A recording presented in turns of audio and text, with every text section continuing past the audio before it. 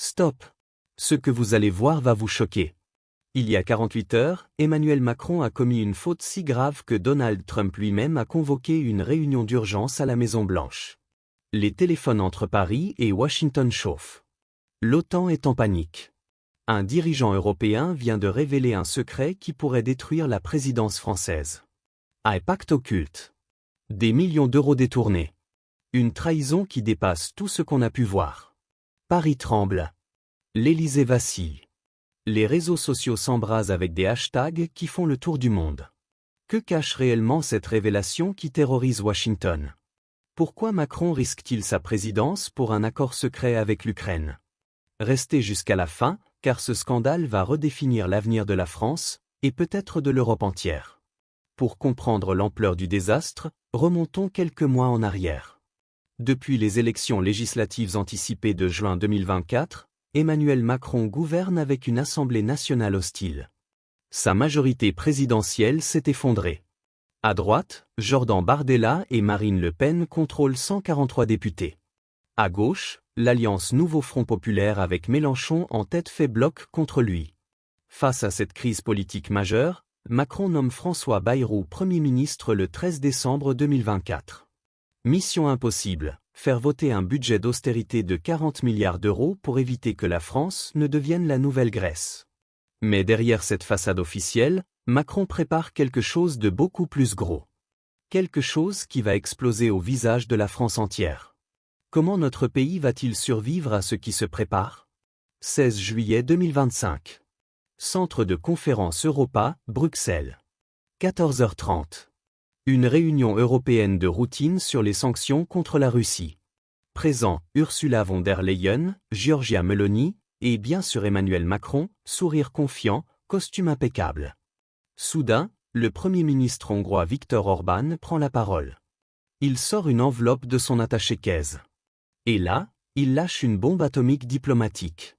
Mes chers collègues, j'ai ici les preuves que le président français a conclu un pacte secret avec des industriels de l'armement et des généraux de l'OTAN.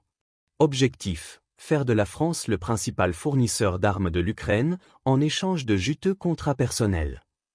Le silence dans la salle. Macron blêmit. Ursula von der Leyen fixe ses papiers. L'interprète bégaie. Si vous voulez connaître la suite de cette affaire explosive avant tout le monde, abonnez-vous maintenant et activez la cloche. Nous sommes les seuls à vous révéler tous les détails cachés. Orban continue, nous avons intercepté des communications entre l'Élysée et le PDG de Thales, ainsi qu'avec le général Christopher Cavoli, commandant suprême de l'OTAN en Europe. 12 milliards d'euros d'armement français vers Kiev. 3 milliards de commissions occultes. Le tout financé par l'argent des contribuables français. Macron a-t-il vraiment vendu la sécurité de la France pour s'enrichir? En moins de 2 heures, les réseaux sociaux explosent. Sur X, anciennement Twitter, c'est un tsunami de colère. Le hashtag MacronGate génère 2,3 millions de tweets en 24 heures. Hashtag France Trahi devient numéro 1 mondial des tendances. @patriote français écrit, nos hôpitaux manquent de lits, nos écoles tombent en ruine, et Macron donne des milliards à Zelensky pour enrichir ses copains industriels. @révolte citoyenne, 12 milliards pour l'Ukraine, 40 milliards d'austérité pour nous. Macron nous prend pour des cons. @soldat oublie, mes frères d'armes n'ont plus de munitions d'entraînement, mais on en envoie des tonnes en Ukraine. Démission. Mais le vrai séisme se produit à l'Assemblée nationale. 17 juillet 2025, 15h45, séance de questions au gouvernement. Jordan Bardella, vice-président du Rassemblement national, se lève. Il brandit des documents. Sa voix porte dans tout l'hémicycle. Monsieur le Premier ministre, nous avons enfin vu clair dans le jeu de votre président. Il sacrifie la France pour satisfaire l'OTAN et les marchands d'armes. Pendant que nos compatriotes peinent à se chauffer, lui s'enrichit avec l'argent de la guerre. C'est l'explosion. Les députés de gauche applaudissent. Ceux de la majorité hurlent au scandale.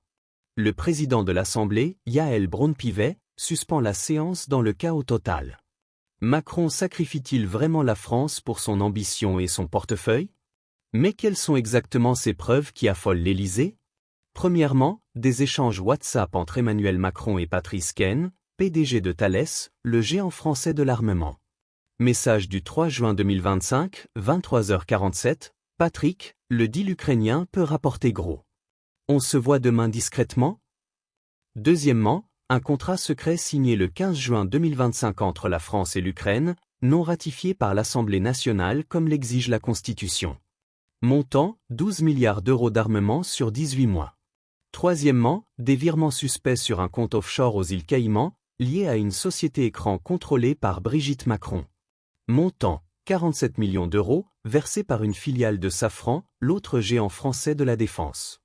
Mais le plus grave, c'est que nos propres services de renseignement avaient alerté l'Élysée. La DGSE, notre CIA française, avait transmis un rapport classé secret défense le 2 juillet 2025. Conclusion, un soutien militaire massif à l'Ukraine risque de déclencher des représailles russes contre nos infrastructures critiques. Résultat, depuis le 18 juillet, des cyberattaques d'une ampleur inédite frappent nos hôpitaux. L'hôpital Pitié-Salpêtrière à Paris, le CHU de Lyon, celui de Marseille, leurs systèmes informatiques sabotés. Coïncidence? Nos experts en cybersécurité n'y croient pas une seconde. La sécurité de tous les Français est-elle sacrifiée pour les profits de Macron? Pendant que Macron s'enrichit, la France ordinaire souffre. Prenez l'exemple de Sandrine, ouvrière chez Stellantis à Sochaux. Son usine ferme dans 6 mois. 3200 emplois supprimés. Motif officiel, restructuration économique.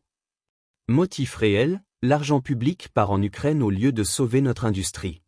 Les chiffres font froid dans le dos. Depuis janvier 2025. 127 000 emplois industriels supprimés. Le pouvoir d'achat des ménages a chuté de 8,3%. 2,4 millions de Français en précarité énergétique. Et pendant ce temps, l'Élysée dépense sans compter. 200 000 euros pour refaire la décoration du bureau présidentiel. 1,2 million pour les frais de réception du couple Macron. 47 millions qui disparaissent mystérieusement vers les paradis fiscaux. Sur les réseaux sociaux, la colère explose. Hashtag On veut la vérité rassemble 4,7 millions de partages. Des vidéos TikTok montrent des familles choisir entre se chauffer et se nourrir, avec en fond sonore les déclarations de Macron sur l'effort de guerre nécessaire. Marie, 34 ans, Toulouse. Mon fils n'a plus de chauffage à l'école, mais on envoie des chars en Ukraine. C'est de la folie. Jean-Michel, 52 ans, Roubaix, je vais pointer au chômage la semaine prochaine. Mais Macron trouve 12 milliards pour Zelensky. J'ai envie de vomir. La France populaire va-t-elle accepter encore longtemps d'être sacrifiée? Mais pourquoi Macron, habituellement si calculateur, a-t-il pris de tels risques? Nos sources à l'Élysée révèlent 3 motivations principales. Première motivation, l'ego. Macron rêve de devenir le Churchill français, le président qui aura sauvé l'Europe face à Poutine. Quitte à ruiner la France pour nourrir son fantasme de grandeur. Deuxième motivation, les pressions américaines. Depuis l'élection de Trump en novembre 2024, Washington fait chanter l'Europe. Message, vous financez l'Ukraine ou on vous lâche face à la Chine. Macron a cédé. Troisième motivation, la plus sordide, l'argent. Les contrats d'armement ukrainiens rapportent gros. Très gros. Et une partie de ces profits retombe dans des poches bien précises. Nos investigations révèlent un véritable réseau de complicité. Au centre, Stéphane Séjourné, ministre de l'Europe, ancien compagnon de Gabriel Attal. Il coordonne les contrats secrets avec Kiev depuis son bureau de la rue de Varennes. Autour de lui, Sébastien Lecornu, ministre des Armées, qui valide techniquement les livraisons. Gérald Darmanin, ministre de l'Intérieur, qui fait taire les fuites dans les services. Et au sommet de cette pyramide de corruption, Emmanuel et Brigitte Macron, qui empochent tranquillement leur commission pendant que la France s'effondre. Dites-nous en commentaire, pensez-vous que ce réseau de corruption doit être démantelé? Que risque-t-il vraiment? Mais l'histoire ne s'arrête pas là. Car la riposte populaire s'organise. Face à ce scandale d'État, le peuple français se réveille. Et quand le peuple français se réveille, l'histoire bascule. 19 juillet 2025, 18h30. Place de la République, Paris. Ils sont 50 000 au départ. 1 heure plus tard, 200 000. À 21h, plus de 400 000 manifestants convergent vers l'Élysée. Macron démission. Notre argent, pas pour la guerre. Justice pour la France. Les cortèges débordent les forces de l'ordre. Les CRS, eux-mêmes en colère contre leur président, laissent passer. Pour la première fois depuis mai 1968, Paris échappe au contrôle du pouvoir. Mais ce n'est que le début. Lyon, 150 000 manifestants. Marseille, 120 000. Toulouse, Nantes, Strasbourg, partout, la France gronde. Au total, plus de 2 millions de Français dans la rue en une seule soirée. Au Palais Bourbon, l'onde de choc est immédiate. Marine Le Pen convoque une conférence de presse d'urgence, le président a trahi son serment. Il doit partir. Maintenant. Jean-Luc Mélenchon, pour une fois d'accord avec Le Pen, lance sur X, motion de censure immédiate. La République est en danger. À l'Élysée, c'est la panique totale. Nos sources révèlent que Macron a convoqué une cellule de crise à 23 heures. Présent, son épouse Brigitte, le secrétaire général Alexis Kohler, et étonnamment, l'ambassadeur des États-Unis à Paris. Washington s'inquiète-t-il de perdre son agent français? Macron va-t-il céder à la pression ou s'enfoncer dans le déni? Mes amis, nous vivons un moment historique. Un moment où la vérité explose au visage du pouvoir.